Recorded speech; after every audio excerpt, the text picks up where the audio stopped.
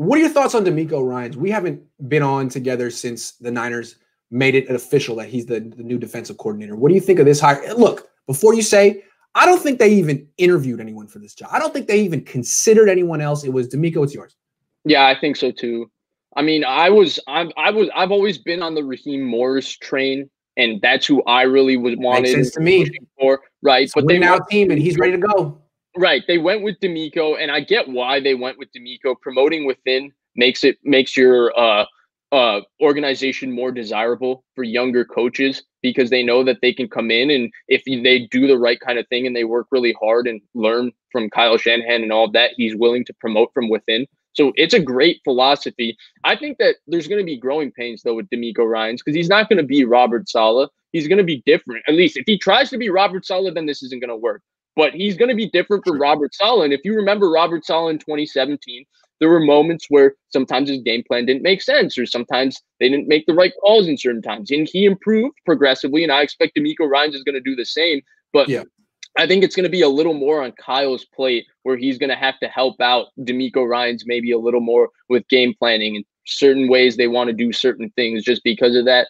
I don't know much about DeMeco Ryans other than he was a really good football player for the Houston Texans, and I had his football card when I was little. So I don't know much beyond that because we haven't really gotten access to watching him as a coach other than a few sound clips of him sounding very impressive with his presence, his leadership, and all of that. So I'm wait and see on it. Hopefully he's good.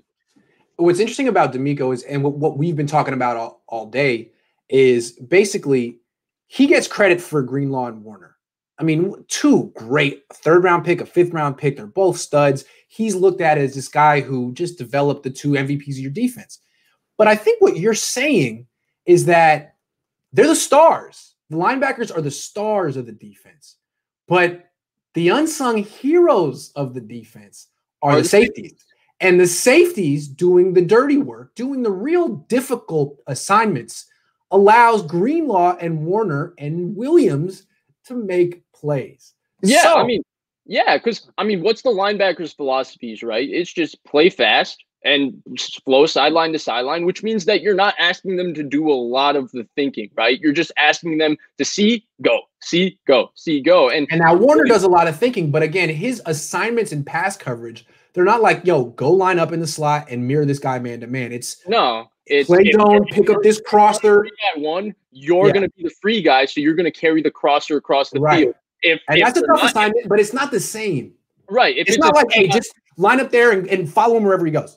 Right. If it's a 2-by-1, understand the route concept, get depth, and figure out how to make a play on the ball and that kind of stuff where it's not – he doesn't have, I feel like, a specific assignment where you're responsible for this zone, you're responsible for this. It's more let him be a little free and let the other guys play really assignment sound football, which is fantastic. But I think that if you lose one of your better players at playing assignment sound football and doing one of the better things in Jaquiski Tart, then there might be a little more on Fred Warner's plate. And next year, he might not have the same season in terms of statistics this year, but it doesn't mean he's playing worse by any means. He just has to do a couple more things.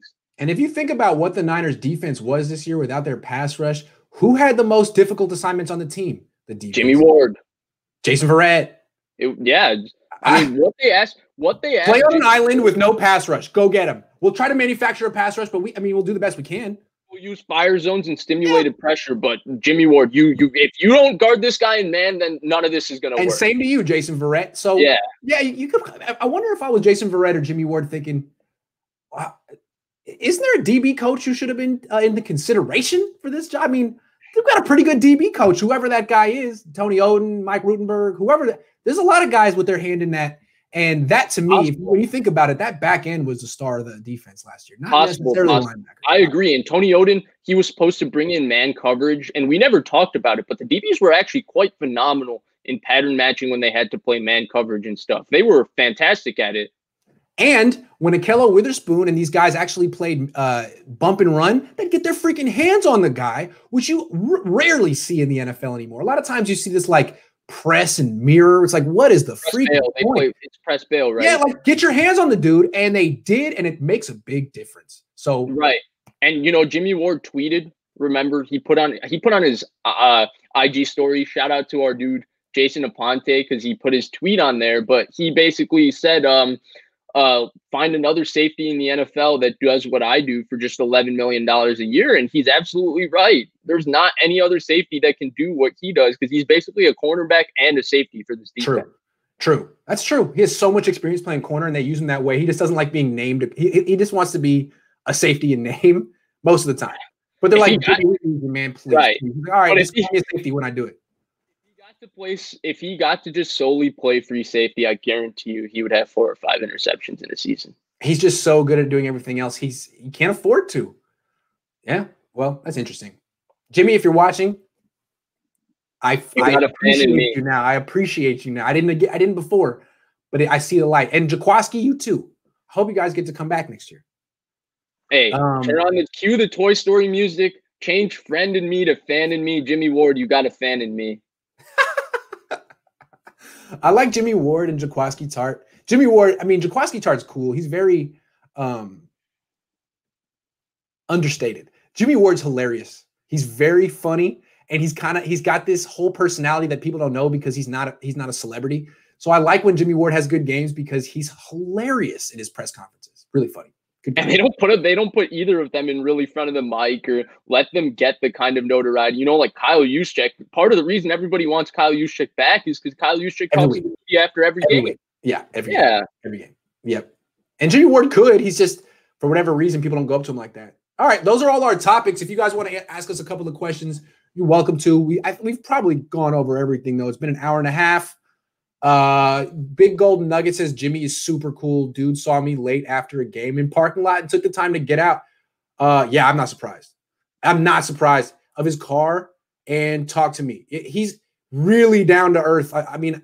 All I know is when me and Ryan Sakamoto would go up to him in the locker room when we were like 20, I was 27 and Ryan was a lot younger. He'd be like, "So how you guys doing, man? What's up? What you guys watching on TV?" Like, athletes don't talk to people like that. They're always, they might answer your questions, but they're generally not interested. He really is, which means down to earth, really good guy. Right. Right. And, I am a little biased because I am a huge fan of him. I graduated high school at Northern Illinois University. That's where my high school graduation was.